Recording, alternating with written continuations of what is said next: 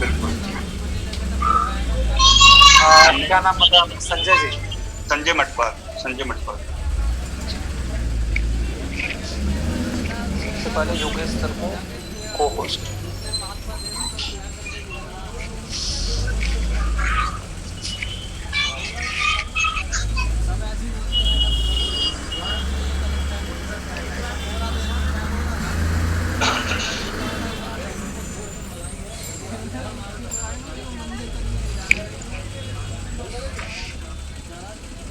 Admit करना रहेगा क्या?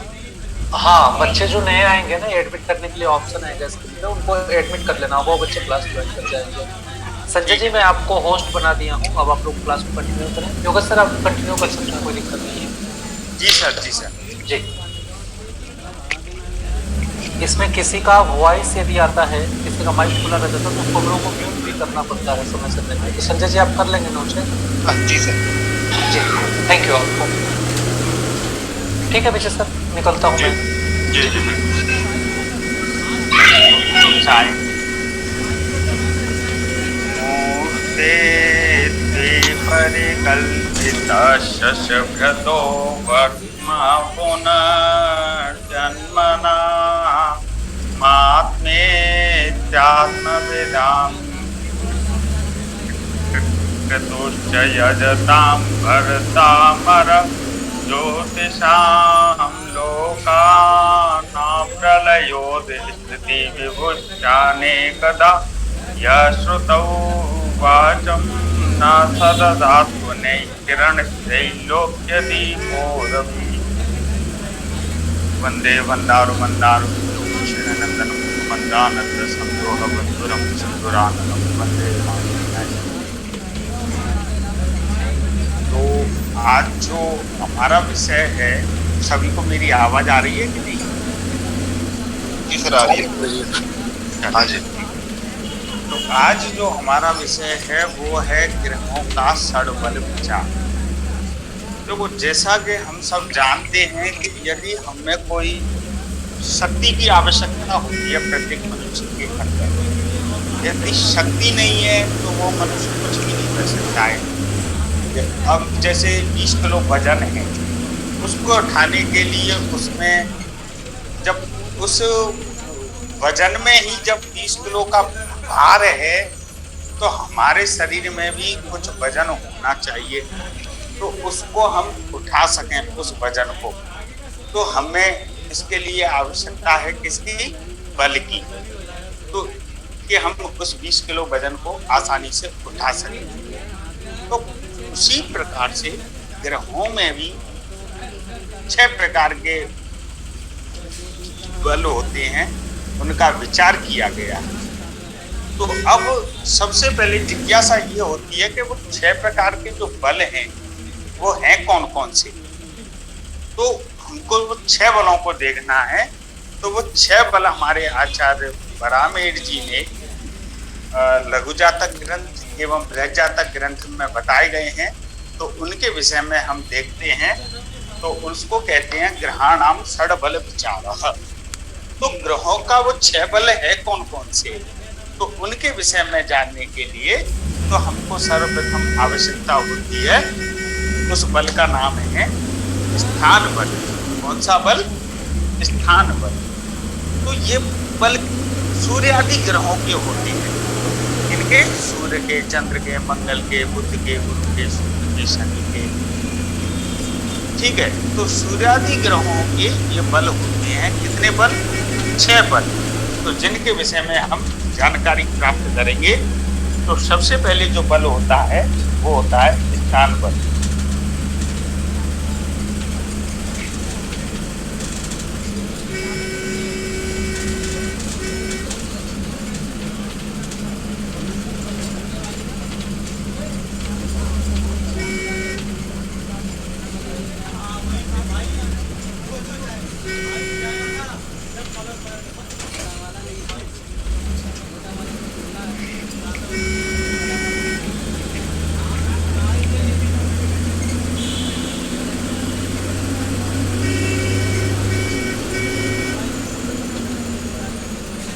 स्थान बल।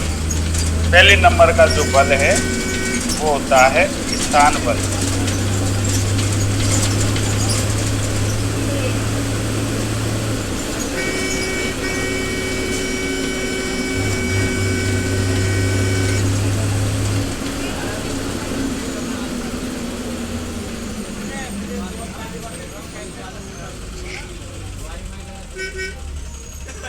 स्थान बल, स्थान बल प्रथम नंबर का बल होता है। बोर्ड दिख रहा है आपको? जी। चलिए। तो थोड़ा रिफ्लेक्शन आ रहा है बोर्ड पे, लाइट चमक रहा है बोर्ड। जी जी। थोड़ा सा अगर थोड़ा चेंज करें। चलिए 1 मिनट करते हैं।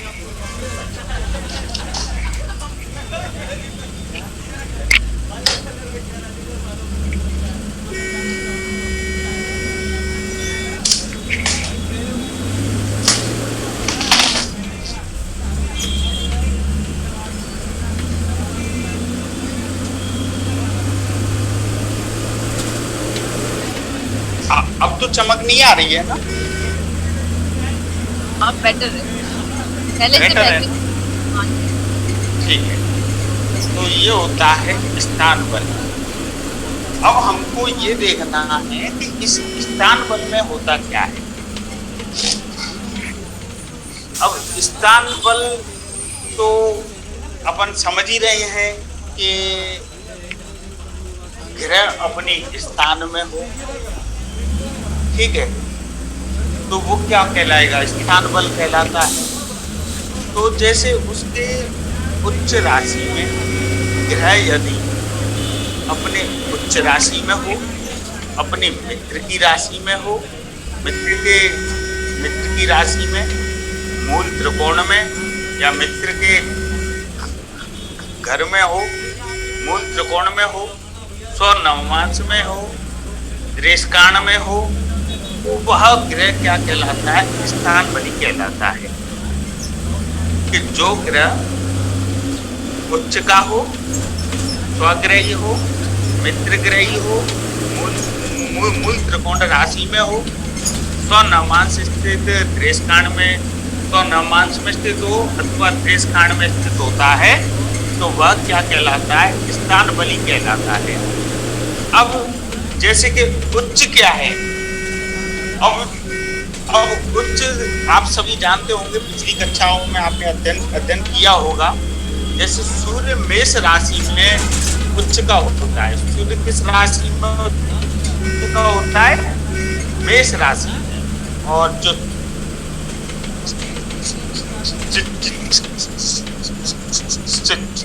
वृषभ राशि में चंद्रमा उच्च का होता है। लाइट चली गई है मौसम खराब होने के कारण, तो आज आपको थोड़ी परेशानी का सामना करना पड़ सकता है। फिर भी प्रकाश का इंतजाम कर रहे हैं, तो आज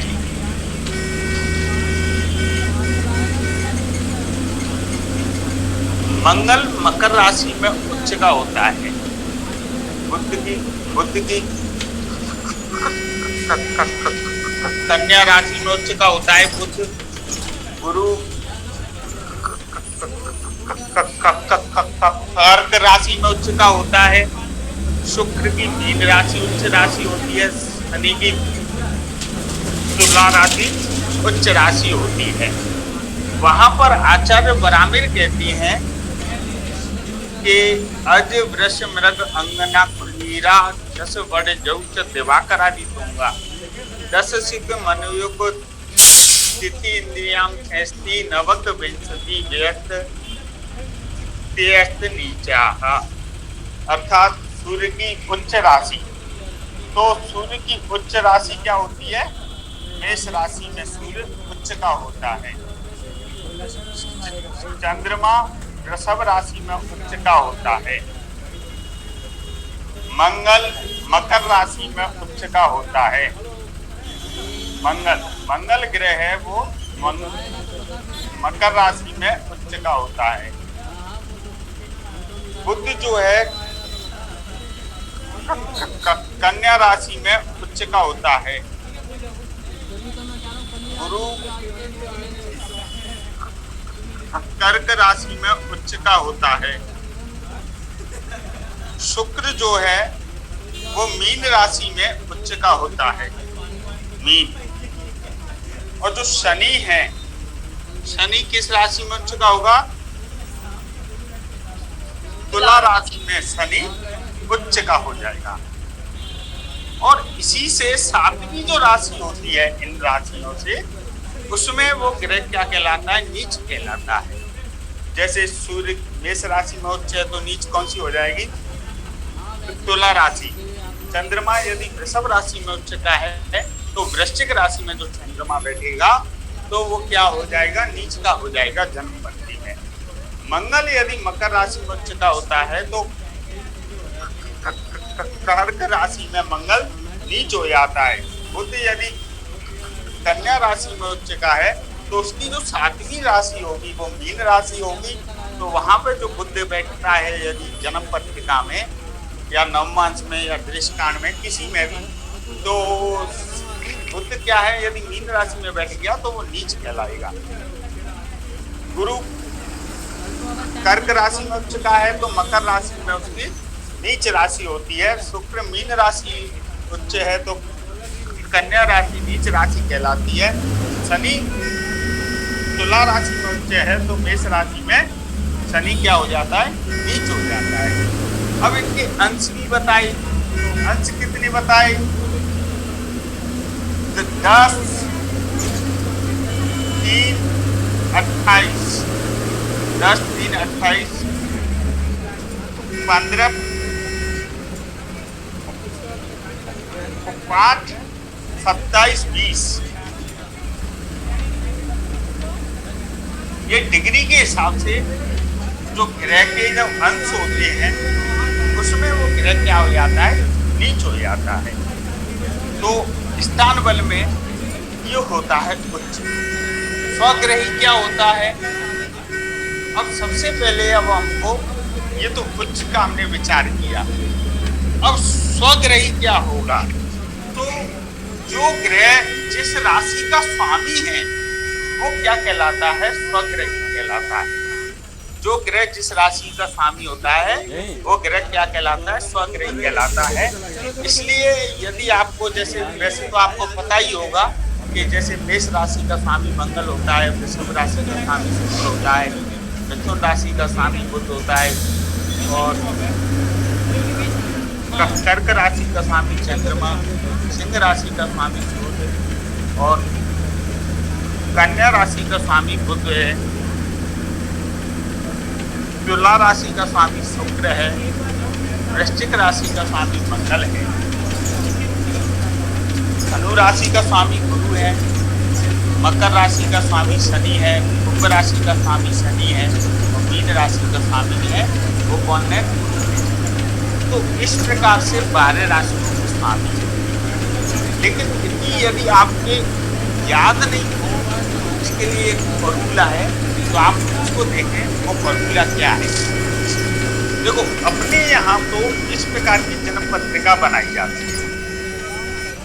अपने उत्तर भारत में इस प्रकार की जन्म पत्रिका बनती है,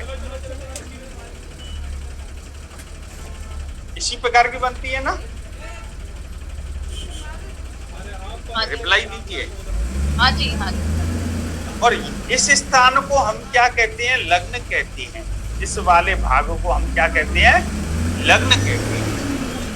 क्या कहते हैं? लग्न। अब ये लग्न क्या है? अब यहाँ पर एक सवाल उठता है कि लग्न है क्या? तो यहाँ पर आचार्य कहते हैं कि अभिष्ट समय में क्रांति व्रत में पूर्व क्षितिज पर जो राशि लगती है उसको हम क्या कहते हैं? लग्न कहते हैं।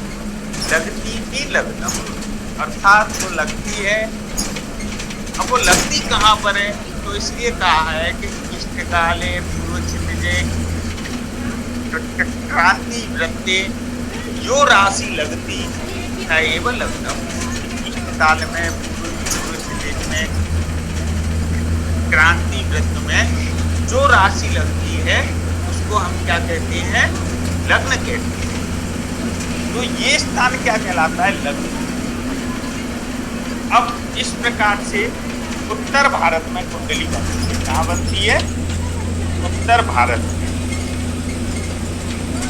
अब उड़ीसा जो राज्य है, उत्कल राज्य, उत्कल राज्य में कुंडली इस प्रकार से बनती है, ऐसे ऐसे करके, और फिर ऐसे ऐसे ऐसे और फिर ऐसे। ये उत्कल प्रदेश में, उत्कल राज्य, उड़ीसा, उत्कल क्षेत्र अर्थात उड़ीसा में इस प्रकार की कुंडली बनती है। और उत्तर भारत में इस प्रकार की बनती है। तो हमारे दक्षिण भारत में थोड़ा भिन्न तरीका होता है, तो उसको हम देखते हैं। दक्षिण भारत की जो कुंडली निर्माण की जो प्रक्रिया है वो इस प्रकार से होती है।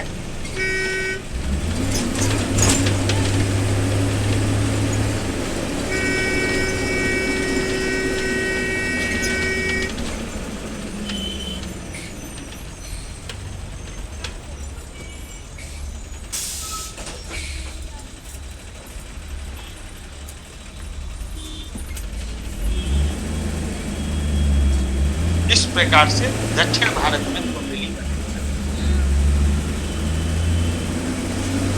अब ये दक्षिण भारत में जो कुंडली बनाने का इस प्रकार का जो तरीका होता है वो यहाँ से शुरू होता है, इस वाले भाव से। यहाँ से मेष राशि, वृषभ राशि, मिथुन राशि, कर्क राशि, सिंह राशि, कन्या राशि, तुला राशि, वृश्चिक राशि, धनु राशि, मकर राशि, कुंभ राशि, मीन राशि। दिख रहा है बोर्ड स्पष्ट रूप से? रिप्लाई दीजिए। जी सर। अब ये 12 राशियों का इस प्रकार से बैठती है वहां पर दक्षिण भारत में, तो उसको हम कहते हैं कि यहाँ पर राशि का स्थान है वो निश्चित होता है। और उत्तर भारत की कुंडली में लग्न का स्थान निश्चित होता है, वहां पर कोई सी भी राशि लग्न बन के आ सकती है। लेकिन यहाँ पर राशि स्थिर होती है और उत्तर भारत की जन्म पत्रिका में लग्न स्थिर होती है। इन दोनों में यही अंतर होता है। अब यदि इसमें जैसे वृश्चिक राशि लग्न आई है तो हमारे यहाँ पर वो क्या करते हैं, यदि लग्न लिखते, यदि जो लग्न होती है वो उसको ऐसे क्रॉस कर देते हैं, ऐसे उस स्थान को वो क्या कर देते हैं, इस प्रकार से उसमें चिन्ह लगा देते हैं, तो हम समझ जाते हैं कि वृश्चिक राशि लग्न हो गई। और उसके सामने नहीं तो वो लिख देते हैं लग्न, इस प्रकार से लग्न लिख देते हैं।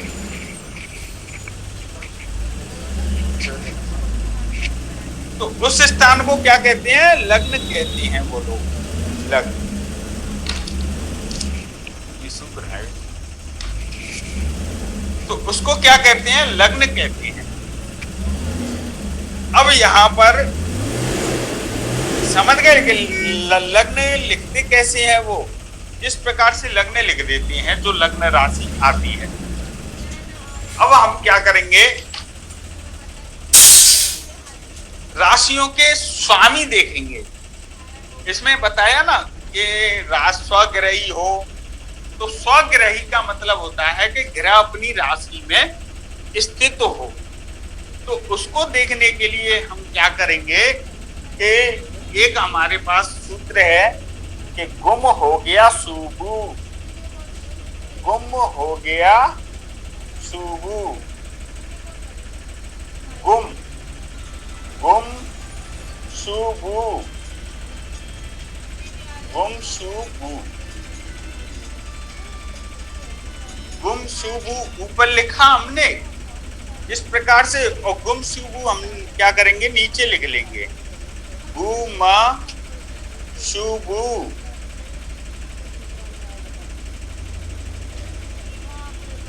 गुम सुबु ऊपर लिख लिया, उसी प्रकार से हम नीचे लिख लेंगे। यहां पर क्या लिखेंगे हम? सा लिखेंगे, सा और सा।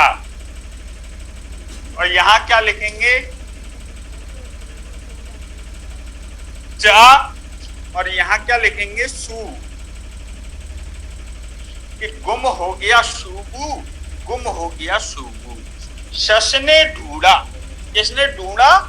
शश ने खोजा या शश ने ढूंढा। खोजना या ढूंढा, ढूंढा एक ही शब्द है। तो शश ने खोजा, शशु को मिला। गुम हो गया शूबू, गुम हो गया शूबू, शश ने खोजा, शशु को मिला। तो ये क्या है? 12 राशियों के स्वामी हो जाएंगे। जैसे मेष राशि का स्वामी मंगल, वृषभ राशि का स्वामी शुक्र, मिथुन राशि का बुध, कर्क राशि का स्वामी चंद्रमा, सिंह राशि का स्वामी सूर्य, कन्या राशि का स्वामी बुध, तुला राशि का स्वामी शुक्र, वृश्चिक का स्वामी मंगल, धनु का गुरु, मकर का शनि, कुंभ का शनि और मीन राशि का स्वामी भी गुरु होता है। समझ में आया तरीका कि नहीं आया? आ गया। पूरा कंफर्म? हाँ, गुम हो गया। बता दीजिए। हाँ, गुम हो। इस प्रकार से 12 राशियों के नाम लिख देंगे हम लोग। 12 राशियों के नाम लिखे हमने। जैसे मेष, वृष, मिथुन, मैंने संख्या लिख दी है।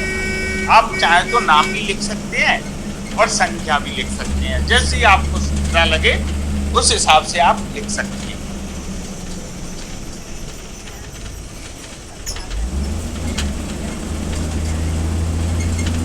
तो गुम हो गया शुभू, गुम हो गया शुभू, जो ऊपर लिखा वो नीचे लिख दिया। और शश ने ढूंढा, शशु को मिला। इस प्रकार से 12 राशियों के क्या होते हैं? स्वामी होते हैं।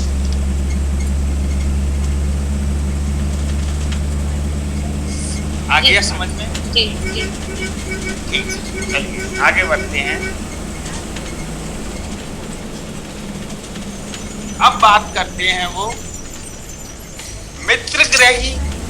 अब ये आगे की विषय की कक्षा में हमारे सर आपको पढ़ाएंगे, डॉक्टर सुमन शर्मा सर। तो मित्र ग्रही क्या है? तो वैसे आपको यदि समझना हो तो मैं 2 मिनट में इसको समझा देता हूँ और सर जो पढ़ाएंगे उस हिसाब से आप समझ लेना। ग्रहों की नैसर्गिक मैत्री होती है, तात्कालिक मैत्री होती है और पंचदा मैत्री होती है। तो 3 प्रकार की ग्रहों की क्या पाई जाती है? मित्रता पाई जाती है।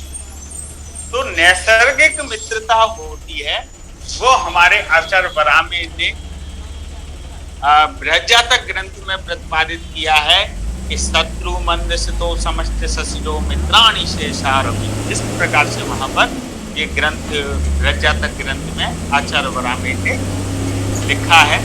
तो मैं आपको एक मोटे रूप में थोड़ा ग्रहों के मित्रों का परिचय दे देता हूँ और बाकी का सर हैं वो पढ़ाएंगे। तो मित्र क्या है? देखो, सूर्य, चंद्रमा, मंगल और गुरु ये परस्पर एक दूसरे के मित्र होते हैं। सूर्य, चंद्र, मंगल, गुरु परस्पर एक दूसरे के मित्र होते हैं, लेकिन चंद्रमा में थोड़ा अंतर होता है। अब वो क्या है वो हम देखते हैं। जैसे हमने लिया सूर्य का मित्र, तो सूर्य का मित्र कौन कौन से होंगे? चंद्र, मंगल, गुरु। चंद्र, मंगल, गुरु सूर्य के क्या कहलाएंगे? मित्र कहलाएंगे। अब चंद्रमा का मित्र, चंद्रमा का मित्र कौन होगा? एक तो सूर्य हो जाएगा। मैंने क्या कहा? थोड़ा अंतर है।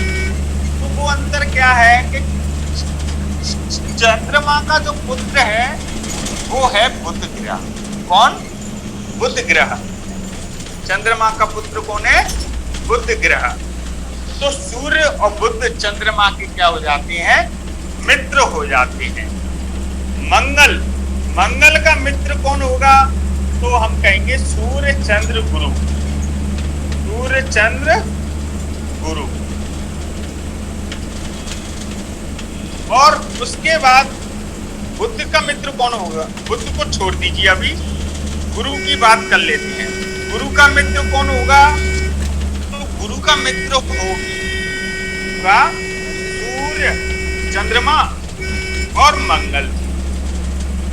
अब हमने छोड़ दिया था बुध को, तो बुध का मित्र कौन होगा? देखो आपको, आप भूले नहीं, मैंने इस प्रकार से आपको समझाने का प्रयास किया। तो बुध का जो मित्र है यहाँ पर, अब हमको थोड़ा, अभी तक हमने आपस में इन ग्रहों से संबंधित चर्चा की कि जैसे सूर्य का मित्र है तो चंद्र, मंगल, गुरु। फिर मैंने आपको कहा कि चंद्रमा के मित्रता में थोड़ा सा अंतर है। तो वो अंतर क्या है कि वो सूर्य को तो मानता है और इन दोनों को अपना मित्र नहीं मानता। वो क्या करता है, अपने एक जो पिता होता है वो अपने पुत्र को साथ लेके चलता है। तो चंद्रमा अपने पुत्र को मित्र मानता है। तो चंद्रमा का मित्र कौन है? वो है बुध ग्रह। तो बुध कौन हो जाएगा? मित्र हो जाएगा। किसका? चंद्रमा का। अब ये कहते हैं कि मंगल का मित्र कौन होगा? तो मंगल का मित्र हो जाएगा सूर्य, चंद्र, गुरु। और गुरु का मित्र कौन हो जाएगा? सूर्य, चंद्र, मंगल। तो अब बच गया हमारे पास बुध। तो बुध का मित्र कौन होगा? तो बुध का मित्र के लिए आपको मैं एक छोटा सा एक फॉर्मूला बताता हूँ। एक छोटा बालक होता है, अब देखो भूल जाते हैं हम लोग, तो इसलिए वो हमारे स्मरण में रहे और हम उसको कभी नहीं भूलें, तो इसके लिए एक छोटा सा फॉर्मूला है। एक छोटा बालक होता है और वो यदि लघु शंका के लिए जाता है, यदि पेशाब के वॉशरूम के लिए होता है, पेशाब के लिए, तो जो छोटा बालक है जैसे 1.5-2 साल का, 3 साल का, 2.5 साल का, तो वो अपनी माँ को कहता है कि सुसु लगी। क्या लगी? सुसु। तो सु और शुक्र, तो बुध को सुसु। तो सूर्य और शुक्र क्या हो जाते हैं? बुध के मित्र हो जाते हैं। अब शुक्र का मित्र कौन होगा? तो आप इस प्रकार से भी कर सकते हैं कि आप जैसे मंजन किससे करते हैं? रुस से करते हैं। तो रा को हटा दीजिए, बुश लिख दीजिए। या फिर अमेरिका का जो राष्ट्रपति हुआ था जॉर्ज बुश, तो उसको भी लिख सकते हैं बुध और शनि। शुक्र का मित्र हो जाता है। और शनि का मित्र कौन होगा? तो शनि का जो मित्र होगा वो कौन हो जाएगा? बुध और शुक्र। ये दोनों ग्रह क्या हो जाएंगे? बुध और शुक्र शनि के मित्र हो जाते हैं। बुध और शुक्र। ये समझ में आया कि नहीं आया आपको?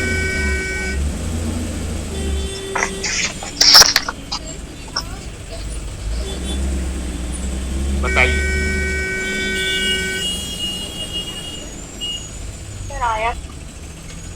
आ गया? किसी को कोई परेशानी हो तो बताइए।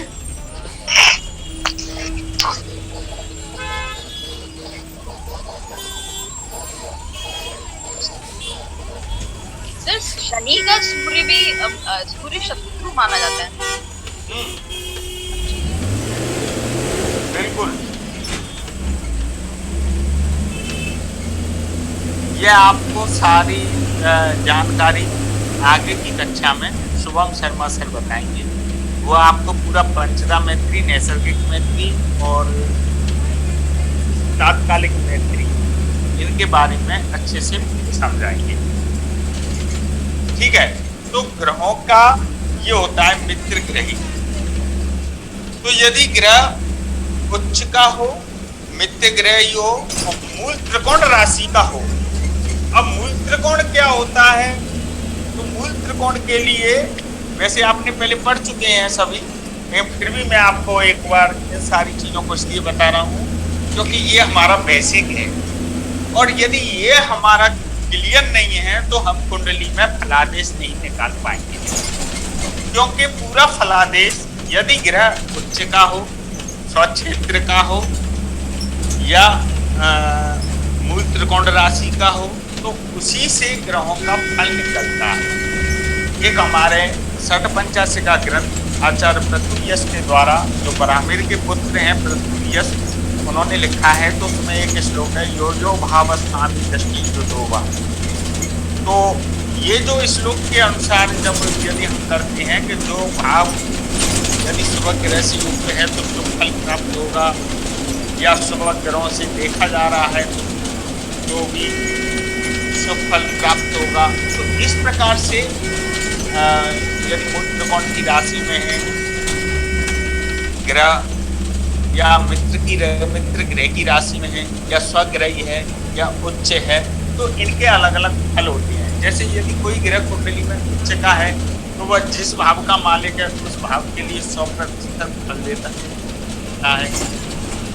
स्वग्रही है तो उसका जैसे 100% देता है, तो स्वग्रही में 60% दे देता है, मूल त्रिकोण में 70% दे देता है। तो इस प्रकार से वो ग्रहों का फल निरूपण के लिए ये सारी चीजों का हमारे मस्तिष्क में बैठना बहुत जरूरी है। तो ये सब फलादेश करते समय हमें इन चीजों की विशेष आवश्यकता पड़ती है। तो फलादेश के लिए इन सब चीजों को हमें अवश्य जानना चाहिए। नैसर्गिक, मूल त्रिकोण, स्वग्रही, नैसर्गिक मित्रता, मूल त्रिकोण, स्वग्रही, सोच, ये सब हमें अवश्य जानना चाहिए।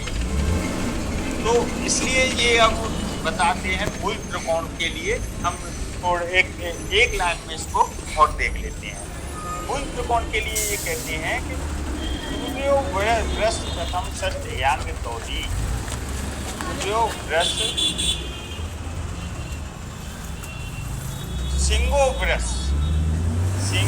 वृष प्रथम षष्ठ यांग तौली कुंभास्ति कोण भवनानि भवन्ति सूर्यात्। सिंगो वृष प्रथम षष्ठ हयांग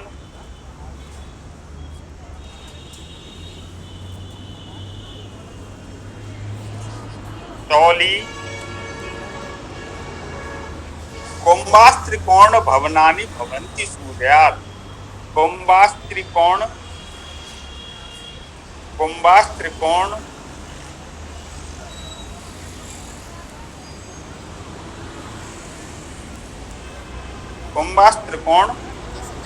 भवनानि भवन्ति सूर्यात्। ये एक लाइन हमारे आचार्य ब्राह्मण ने बृहज्जातक ग्रंथ में बताई है मूल त्रिकोण के संबंध में। भवनानि भवन्ति सूर्यात्, भवन्ति सूर्यात्। इस प्रकार से एक लाइन है। तो सूर्यात् मतलब सूर्य से, सूर्य सिंह राशि में, चंद्रमा वृषभ राशि में, मंगल प्रथम राशि में। प्रथम का मतलब हो गया, मंगल प्रथम का मतलब हो गया मेष राशि। मंगल प्रथम राशि अर्थात मेष राशि, और बुध छठवीं राशि, छठवीं राशि। हय कहते हैं घोड़े को, हय कहते हैं घोड़े को। तो जो धनु राशि जो होती है उसमें जो पीछे का जो भाग होता है वो घोड़े का होता है। तो धनु राशि किसकी? गुरु की। और शुक्र की तुला राशि, और शनि की कुंभ राशि मूल त्रिकोण राशि होती है। इस प्रकार से ये मूल त्रिकोण राशि का श्लोक है। सिंगो गुरुजी एक बार और थोड़ा सा मिटाने से पहले एक बार जी। सिंगो वृष प्रथम षष्ठ हयांग तौली कुंभास्त्रिकोण भवनानि भवन्ति सूर्यात्। अर्थात सूर्य आदि ग्रहों का हम मूल त्रिकोण निकाल रहे हैं। तो सूर्य की मूल त्रिकोण राशि सिंह राशि, चंद्रमा की वृषभ राशि, मंगल की मेष राशि। प्रथम का मतलब हो गया मेष राशि, षष्ठ का मतलब हो गया छठवीं राशि मंगल की। हय मतलब घोड़े को कहती है, तो घोड़ा जिस राशि में आता है वो होती है धनु राशि, पीछे का भाग।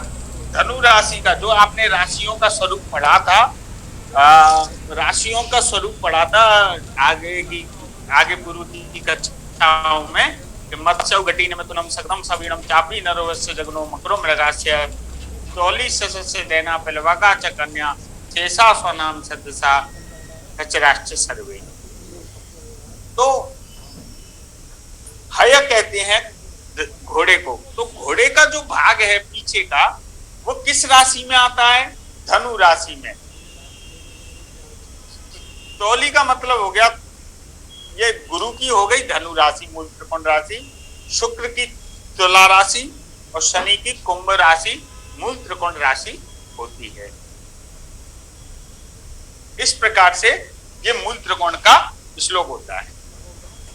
गुरुजी यह किसमें है, किस इसमें आता है ये श्लोक? ये बृहज्जातक ग्रंथ है। हाँ, बृहज्जातक में ही है जी, तो उसमें दिया हुआ है।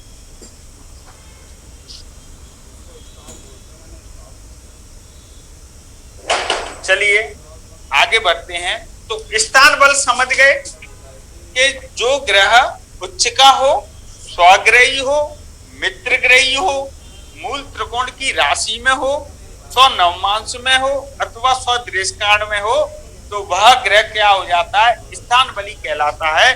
चंद्रमा एवं शुक्र।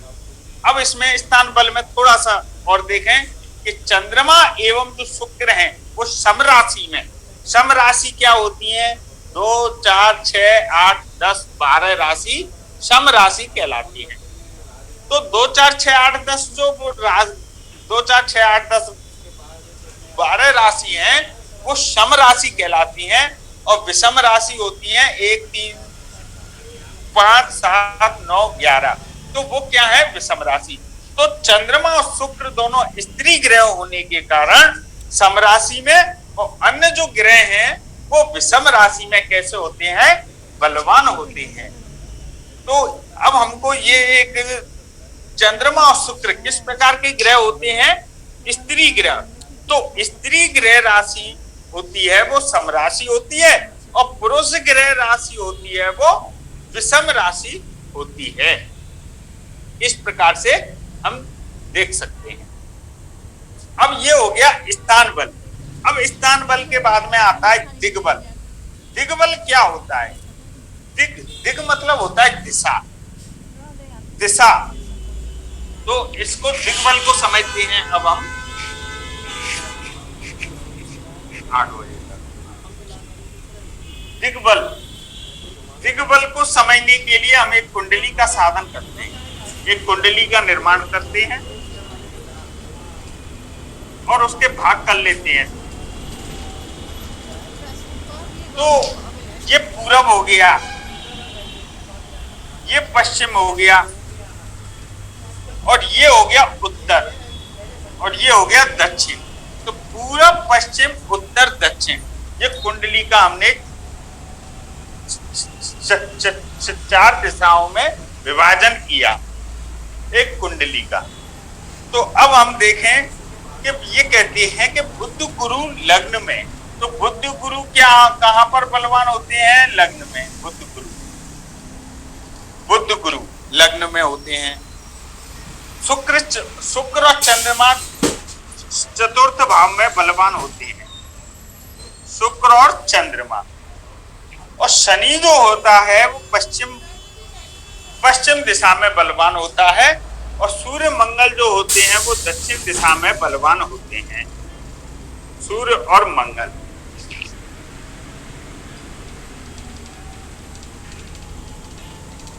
बात समझ में आ गई कि बुध गुरु कहां पर होते हैं? लग्न में बलवान होते हैं। शुक्र चंद्रमा उत्तर दिशा की तरफ, शनि पश्चिम दिशा की तरफ, सूर्य मंगल दक्षिण दिशा की तरफ बलवान कहे जाते हैं। लग्न पूर्व दशम भाव दक्षिण होता है, सप्तम भाव पश्चिम में है, और उत्तर भाव चतुर्थ भाव होता है, और पूरब अर्थात लग्न भाव होता है।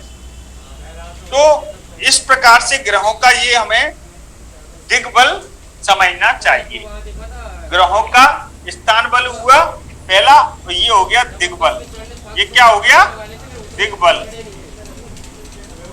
दिग्बल ग्रहों का। अब बात करते हैं ग्रहों के दिग्बल के बाद में कालबल।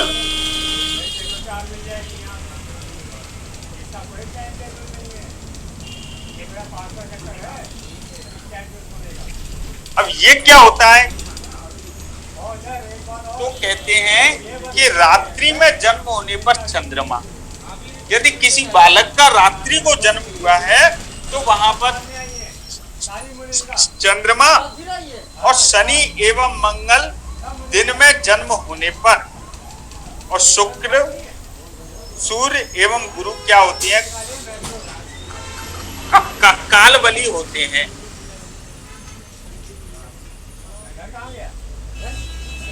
कि रात्रि में जन्म होगा, यदि किसी का जन्म रात्रि को हुआ है तो रात्रि को जन्म होने पर वहां पर कौन बलवान होगा? चंद्रमा। रात्रि में जन्म होने पर चंद्रमा बलवान होता है। और शनि मंगल दिन में जन्म होने पर चंद्रमा शनि एवं मंगल, ये तीनों, चंद्रमा शनि और मंगल, ये तीनों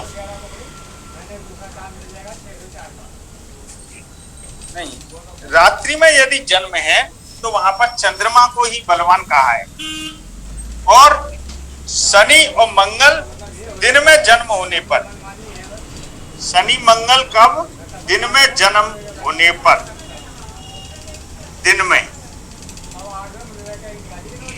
दिन में जन्म होने पर शुक्र सूर्य एवं गुरु क्या होते हैं?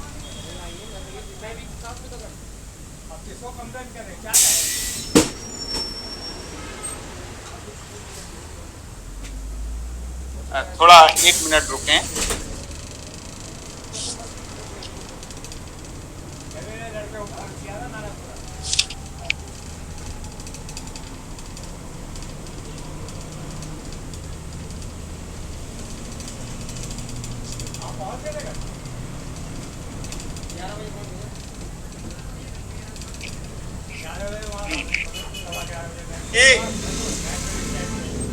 चंद्रमा शनि और मंगल रात्रि में जन्म होने पर, और यदि दिन का जन्म है तो दिन के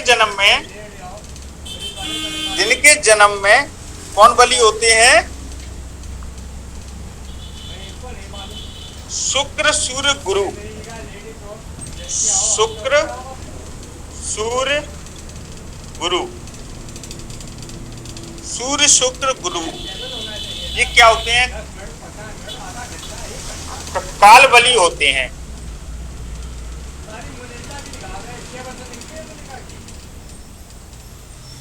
और जो बुध होता है वो सर्वदा बली माना जाता है। बुध चाहे रात्रि में जन्म हो अथवा दिन में जन्म हो, लेकिन बुध हमेशा कैसा रहेगा? सर्वदा बली रहेगा।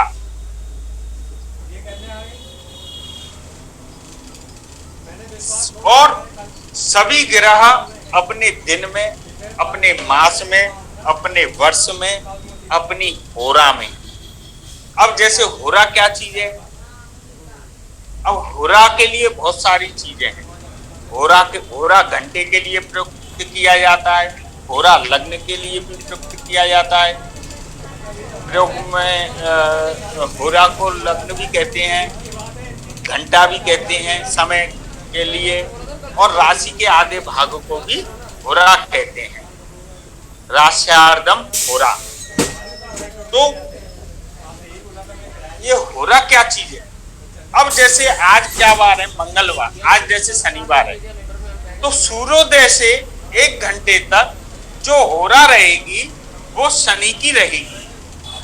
फिर उसके बाद रवि की होरा, फिर सूर्य की, फिर चंद्रमा की होरा, फिर मंगल की होरा, फिर बुध की होरा, इस प्रकार से ये क्रम है वो चलता रहता है होरा का।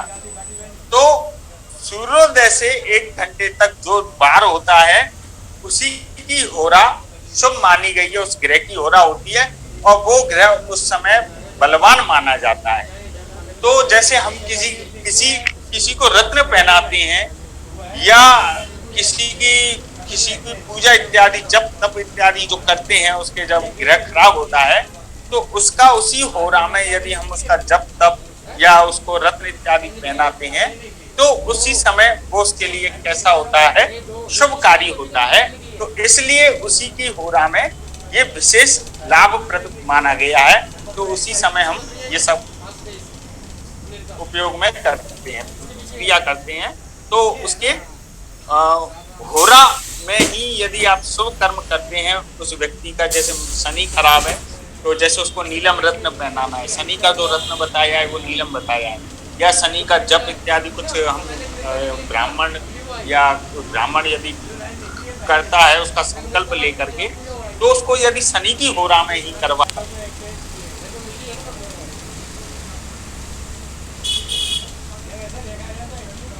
इसको करवाएंगे तो वो उसको लाभप्रद रहता है उस यजमान के लिए।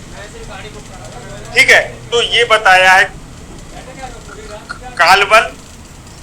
अब बात करते हैं दृष्टि बल की। दृष्टि बल क्या है? तो दृष्टि बल और समझ लेते हैं। फिर कक्षा का समय समाप्त हो रहा है, फिर कक्षा को आज ही बताएं। ये क्वेश्चन था कि जो आप रात्रि और दिन का बता रहे हैं, तो रात्रि में कौन सा टाइम कहाँ से कहाँ तक और किसको दिन में कौन सा टाइम माना जाएगा? जी, सूर्यास्त, बहुत अच्छा प्रश्न किया आपने। सूर्यास्त के बाद का जो जन्म है वो तो सूर्योदय तक का जो समय माना जाएगा उस रात्रि तक। अच्छा जी, ठीक, समझ गए? ठीक है जी, चलिए। और दिन माना जाएगा सूर्योदय से लेकर के सूर्यास्त तक। ठीक, ये दिन का एक भाग 2 भागों में बट जाएगा एक दिन। ठीक, अब बात करते हैं दृष्टि बल की। तो दृष्टि बल क्या है? तो दृष्टि बल ग्रहाणाम दृष्टि विचारः। तो ग्रहों का दृष्टि बल क्या होता है?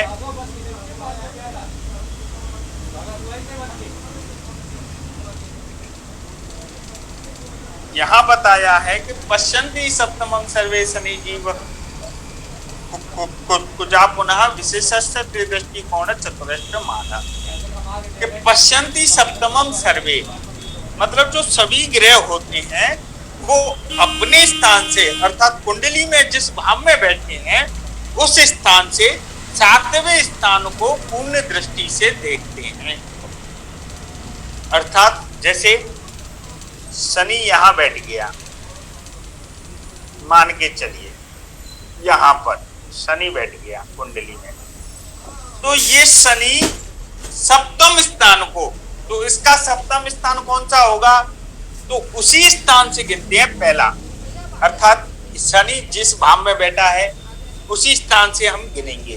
तो पहला, दूसरा, तीसरा, चौथा, पांचवा, छठवां, सातवां।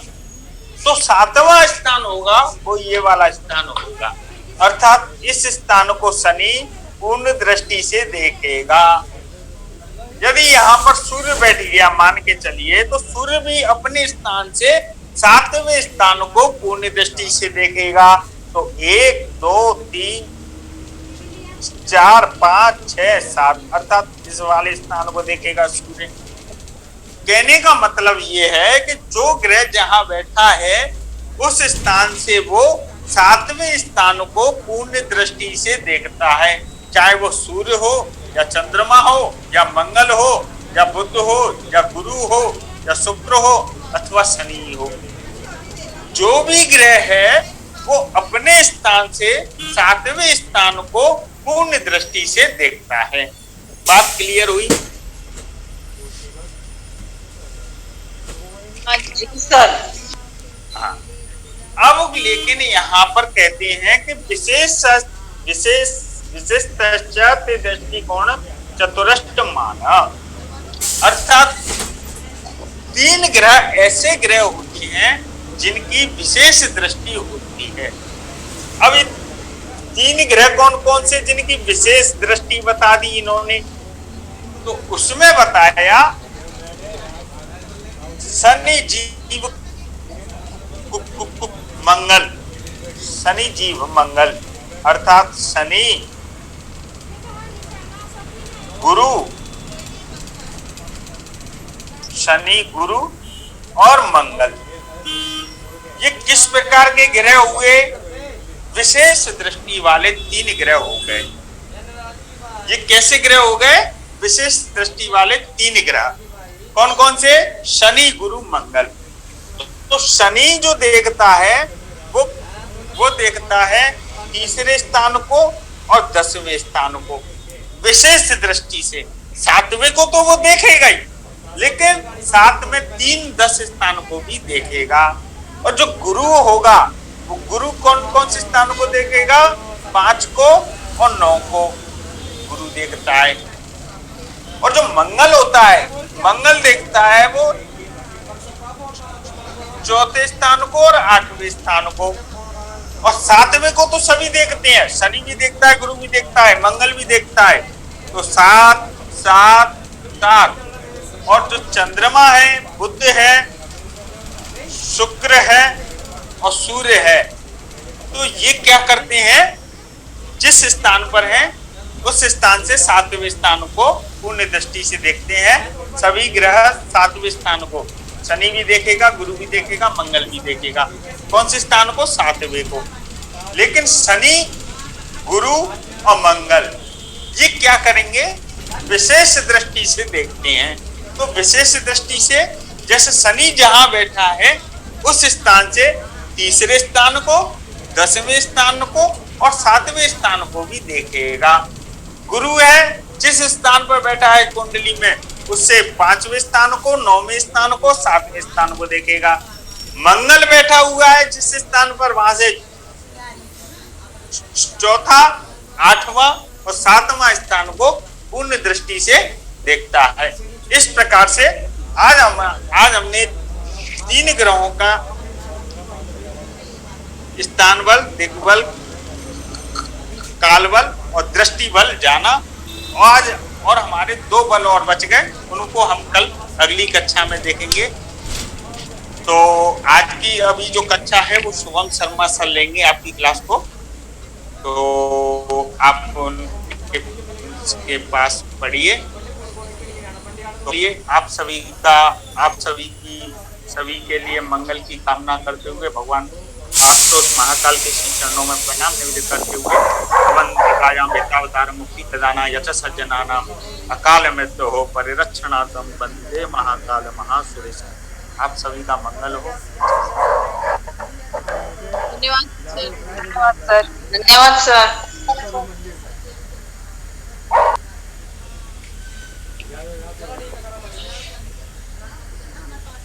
धन्यवाद योगेश जी।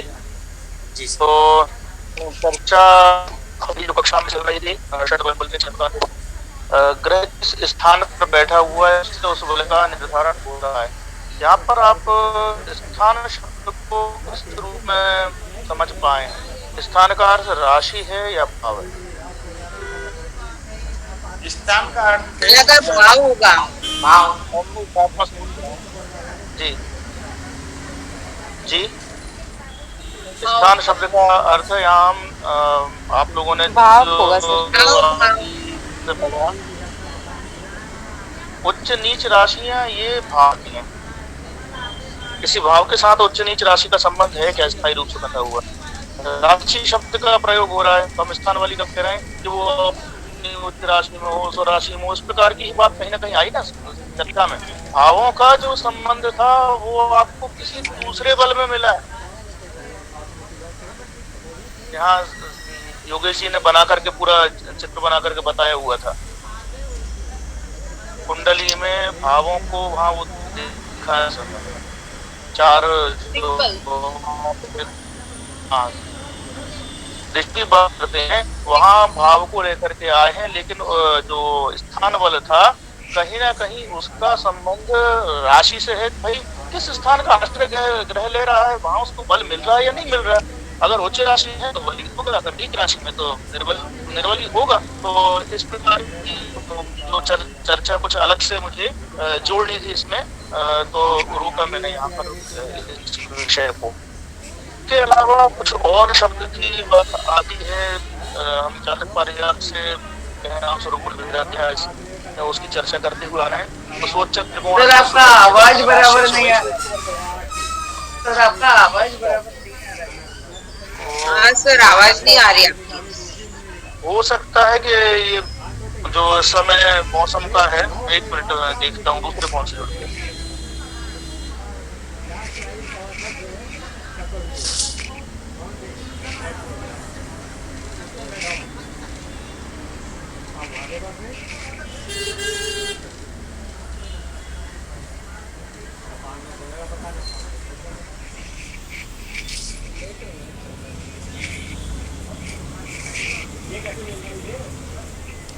पानी खिलाया तो नहीं ज्यादा, शुरू में डर लगता है ना, तो पानी कौन से लड़के हैं।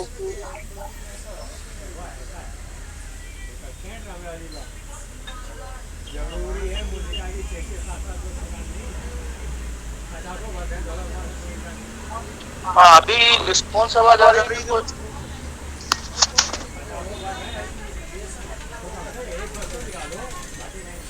दूसरे से जुड़ा हूँ मैं, दूसरे फोन से। इससे ध्वनि ठीक आ रही है क्या? अभी थोड़ी ठीक है सर। हाँ, तो मैं फिर ध्वनि मेरी इससे ही याद रहेगी।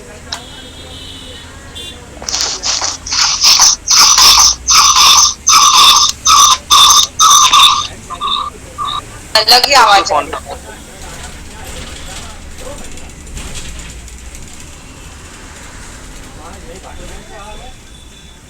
जी,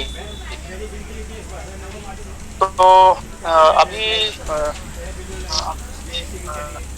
लीव होना पड़ेगा, डबल आवाज।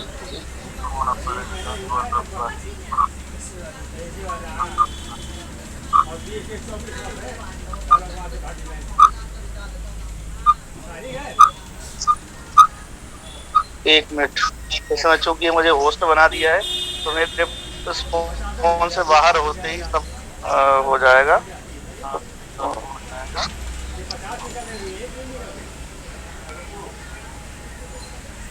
चलिए, ठीक है।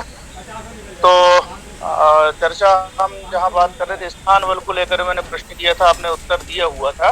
तो सोच त्रिकोण त्रिगाण राशन से वैशेषिक वर्ग बनता है, इस प्रकार की बात भी आई है। तो केवल हमने राशि से नहीं जोड़ा, हमने जो षडवर्ग पढ़े थे वो भी कहीं ना कहीं राशियों के ही अलग अलग भागों को लेकर के चर्चा थी। वहां भी अगर ग्रह अपनी उच्च राशि मूल त्रिकोण राशि राशि या मित्र राशि में होता है तो उसको स्थान बली कहा गया है। एक और चर्चा आरोही ग्रह की चर्चा निकली थी क्या स्थान बल में? नहीं जी, तो स्थान बल में जातक पारिजात आरोही ग्रह की चर्चा भी करता है कि आरोह वीर्यादिकास्ते केचारिणा स्थान बलादिकास्ते। आरोही ग्रह क्या है? जो आपने परमोच्च और परम नीच पढ़ा था उससे कुछ समझ में आ रहा है? आरोही कब कहलाएगा? सूर्य के पास जो रहेगा उसके आगे आगे बिक जाएगा, शनि सबसे दूर है, वैसे बोलते क्या? ना, मैंने कल परमोच्च और परम नीच को कुछ चित्र के उसमें बताया था कि इस प्रकार से हम मान के चल रहे हैं। परमोच्च के जो अंश के ऊपर कहा गया उस ग्रह के, जितने अंश के ऊपर ना, है, और परम नीच वो उसका लोएस्ट पॉइंट है। तो अब आरोही ग्रह कब कहलाएगा? आरोही का अर्थ क्या होता है? यानी चढ़ते क्रम में। हाँ, यानी नीचे कम अंश से होगा, वो आगे आगे बढ़ते जाएगा। जिसके ज्यादा अंश है वो ग्रह यदि अपने परम नीच बिंदु से आगे की ओर है और परमोच्च की ओर बढ़ रहा है तो वो आरोही कहलाता है। और परमोच्च को पार करने के बाद ग्रह अवरोही कहलाने लगता है परम नीच तक। इसीलिए उच्च राशि में वो जो परमोच्चांश है वहां तक ग्रह को हम अधिक अच्छा मानते हैं, और उसके बाद थोड़ा सा उसके प्रभाव में कम। हमने देखा कई राशियों में वो मूल त्रिकोण संज्ञा दे दी गई, वहां पर उसको आगे उच्च नहीं कह रहे क्योंकि वो अब अवरोही हो चुका है। तो यहाँ आरोही ग्रह को भी ठीक माना गया है। तो फिर एक शब्द आया अधिक बिंदु। तो ये बिंदुओं की जो चर्चा होती है, अष्टक वर्ग करके एक पूरी विधि है, वो में 8 वर्गों की चर्चा, 7 ग्रह और लग्न सबके लिए अलग अलग कहा गया कि जहाँ ये हैं उनसे इन इन स्थानों पर बिंदु देंगे। तो चूंकि टोटल 8 हैं, तो एक एक राशि में किसी में 8 बिंदु भी आ सकते हैं, किसी में 1 भी ना, कहीं 2, कहीं 4 इस प्रकार हो सकते हैं, क्योंकि हर ग्रह जहाँ बैठा है उसके कुछ खास स्थानों पर ही वो बिंदु देता है। तो अधिक बिंदुओं वाली राशि में बैठा हुआ ग्रह वो भी स्थान बली होगा। तो इस प्रकार से कुछ चर्चा मुझे ऐड करनी थी इसमें। दिग्बल की चर्चा सर ने की। पूर्व और पश्चिम लग्नो सप्तम को क्यों लिया गया? हमने दिग्बल में पूर्व दिशा लग्न को और सप्तम को पश्चिम दिशा कहा क्यों? ध्वनि आ रही है? आवाज आ रही है? आ रही है जी। तो लग्न को लग्न उदय है। हाँ हाँ। तो जी, पूर्वी क्षितिज पर उदित राशि किसी भी घटना के समय, जब अब वो घटना जन्म हो सकती है, वो घटना विवाह हो सकती है, वो घटना प्रश्न हो सकती है, तो पूर्व दिशा से संबंधित सीधा सीधा आ रहा है। थोड़ा सा हम इसमें क्या किया कि राशियां जब पूरे